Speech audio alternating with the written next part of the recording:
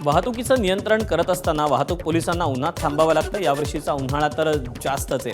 अशा वेळी उन्हात थांबून वाहतूक नियंत्रण करणाऱ्या वाहतूक पोलीस हे अक्षरशः घामाघूम झालेले असतात।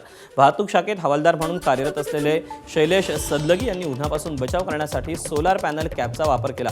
कॅपला सोलार पॅनल बसवला असून त्यातून निर्माण होणाऱ्या ऊर्जेवर कॅपवर बसवण्यात आलेला पंखा फिरतो आणि गारवा मिळतो। सोलार पॅनलची वायर कॅपच्या आतल्या बाजूला पंख्याला जोडण्यात आली। पंख्याचं बटन सुरू केल्यावर कडक उन्हात संपूर्ण चेहऱ्याला वारा मिळतो आणि उन्हापासूनचा त्रास हा काहीसा कमी होतो। उन्हात तासनतास थांबून काम करत असलेले पाहून माझ्या एका मित्रानं ही पंख्याची टोपी मला भेट दिली असं हवालदार शैलेश सदलगी यांनी सांगितलं। वाशिम जिल्ह्यात वाढत्या तापमानाचा फटका अनेक प्रकल्पांना बसतो। अनेक प्रकल्प हे कोरडे पडल्यानं आणि पाणी पुरवठा करणारे जलस्रोत आटल्यानं जिल्ह्यातील 33 गावांना पाणी टंचाईच्या झळा बसत आहेत। पाणी टंचाईच्या पार्श्वभूमीवर जिल्हा प्रशासनानं 33 गावांसाठी 29 विहीर आणि 6 खाजगी बोरवेलचं अधिग्रहण केलं। या खाजगी जलस्रोतांच्या माध्यमातून 33 गावात पाणी पुरवठा केला जातो। यात मंगरुळपीर तालुक्यातील सर्वाधिक 10 गावांचा समावेश आहे।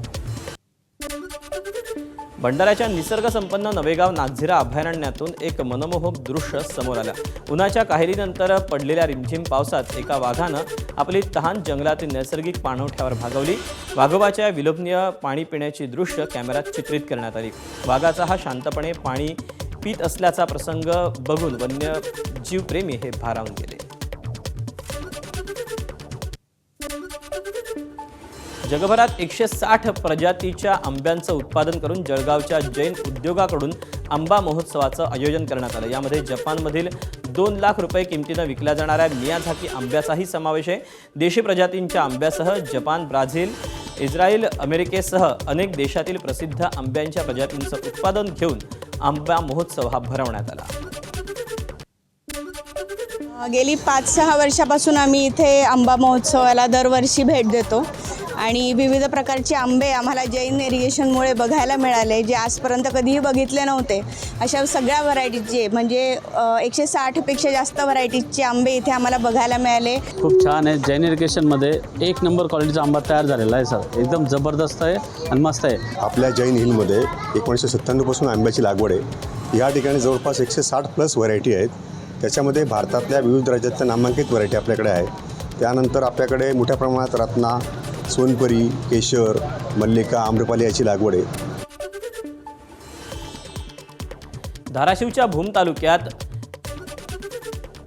शेतकरी आक्रमक झालेत। काही कांदा उत्पादक शेतकरी भगवान साबळे यांनी 2.5 एकरावरील 600 गुण्या कांद्यांची काढणी केली। मात्र कांद्याला केवळ 1 रुपया किलोचा भाव मिळत असल्यानं संतप्त शेतकऱ्यांना 600 गुण्या कांदा पेटवून दिला। 2.5 एकर जमिनीवर कांद्यासाठी 3 ते 4 लाखांचा खर्च झाला, पण भाव मिळत नसल्यानं शेतकऱ्यांना हताश होऊन कांदा पेटवून दिला।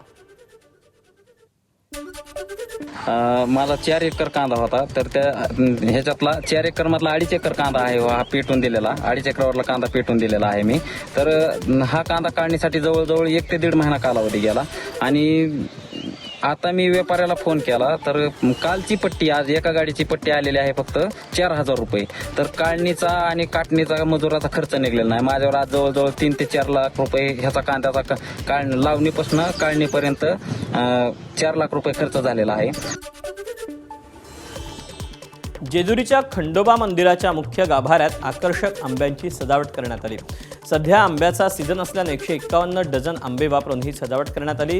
गुरव, कोळी, वीर, घडशी समाज संघटना आणि श्री मार्तंड देव संस्थान यांच्या वतीनं ही सजावट करण्यात आली। दरम्यान या आंब्यांचा रस करून उद्या अन्नदान कक्षामध्ये सर्व भक्तांना प्रसाद रूपात याचं वाटप करण्यात येणार आहे।